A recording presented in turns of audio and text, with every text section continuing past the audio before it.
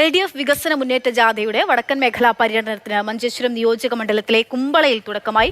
മുഖ്യമന്ത്രി പിണറായി വിജയൻ ജാഥ ഉദ്ഘാടനം ചെയ്തു. CPM സംസ്ഥാന സെക്രട്ടറി MV ഗോവിന്ദൻ നയിക്കുന്ന ജാഥയുടെ മാനേജർ CPI കേന്ദ്ര എക്സിക്യൂട്ടീവ് അംഗമായ സന്തോഷ് കുമാർ MP ആണ്. ജില്ലയിലെ 4 കേന്ദ്രങ്ങളിൽ സ്വീകരണം ഏറ്റുവാങ്ങിയ ശേഷം ജാഥ നാളെ വൈകിട്ട് കണ്ണൂർ ജില്ലയിൽ പ്രവേശിക്കും. ഉദ്ഘാടന പ്രസംഗത്തിൽ കേന്ദ്ര സർക്കാരിനെയും കേരളത്തിലെ പ്രതിപക്ഷത്തിനെയും മുഖ്യമന്ത്രി കടുത്ത ഭാഷയിൽ വിമർശിച്ചു. BJPയും കോൺഗ്രസും മുസ്ലിം ലീഗും വികസന വിരോധികളാണെന്ന് മുഖ്യമന്ത്രി ആരോപിച്ചു.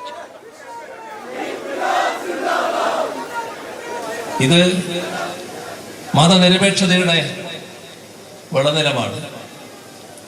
ഇത് ശാന്തിയുടെയും സമാധാനത്തിന്റെയും ഭൂമിയാണ്. ഇതിനോട് BJPക്ക് സഹിഷ്ണുതയോടെ സമീപിക്കാനാകുന്നില്ല. എങ്ങനെയും ഈ നില തകർക്കണം എന്നവരാഗ്രഹിക്കുന്നു.